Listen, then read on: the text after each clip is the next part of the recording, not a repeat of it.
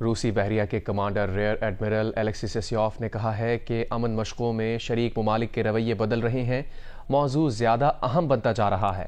Controller Jio news نسیم حیدر کو interview میں Alexei سیسیوف نے کہا، امن مشقیں ایجنڈے پر موجود مسائل حل کرنے کے لیے ڈائیلاگ کی فضا بناتی ہیں۔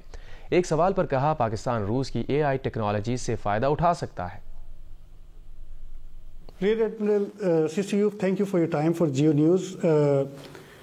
آپ کی تقریر جو تھی اس میں ہمارے یہاں کہا جاتا ہے کہ ٹاک آف دا ٹاؤن ہو گئی، لیکن چونکہ وہ بڑا ایکسکلوسیو ایونٹ تھا تو وہ talk of the armed forces ہو گئی، جو کہ میں نے سنا ہے اب تک، لیکن اس پہ بھی بات کریں گے۔ لیکن سب سے پہلے یہ بتائیے کہ جو رشیا کی پریزنس ہے اس امن ایکسرسائز 2025 میں، اس کی کیا امپورٹنس ہے؟ کیونکہ ہم نے اس سے پہلے دیکھا کہ جب کچھ کنٹریز آتے تھے تو دوسرے کنٹریز جو تھے اس کی وجہ سے اپنے جہازوں کو دور کر لیتے تھے، لیکن اس دفعہ ہم نے دیکھا کہ ایک لیول آف کوآپریشن تھا۔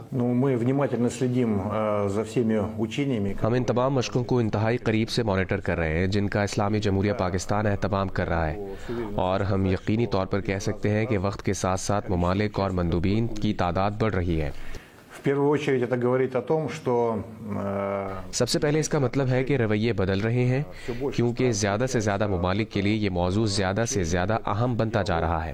دوسرے، یہ ایک پلیٹ فارم مہیا کرتا ہے کہ دو طرفہ اور سہ فریقی ملاقاتیں ہوں، اور یہ ڈائیلاگ کی فضا بناتا ہے اور مدد دیتا ہے کہ ایجنڈے پر موجود تمام مسائل حل کیے جائیں۔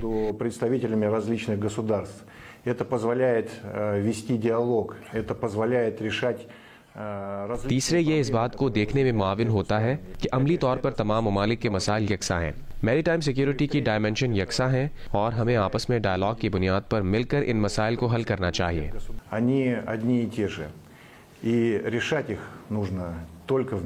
Admiral, we have seen that Ukraine war was a very good experience for Russia. لیکن ہم نے یہ بھی دیکھا کہ آرٹیفیشل انٹیلیجنس کا جو استعمال ہے وہ بھی بڑھ رہا ہے اس میں ملٹری وارفیئر میں، تو رشیا پاکستان کی کس طرح سے ہیلپ کر سکتا ہے اس اپنے یوکرین کے ایکسپیرینس کے ساتھ اور دوسرے اپنی ڈیولپمنٹس کے ساتھ؟ Я думаю, что это, безусловно, Пакистану наш опыт пригодится, потому что پاکستان یقینی طور پر آرٹیفیشل انٹیلیجنس ٹیکنالوجیز سے فائدہ اٹھا سکتا ہے۔ یہ تمام ٹیکنالوجیز صرف روس اور یوکرین کے پاس نہیں ہیں، یہ پوری دنیا میں فروخت کی جا رہی ہیں، تو ایسے ملک سے اس کا تجربہ لینا جو براہ راست ان خطرات کا سامنا کر رہا ہو، میرے خیال میں وہ بہت قیمتی ہوگا، اور روس ان تجربات کے اشتراک کے لیے ہمیشہ تیار ہے۔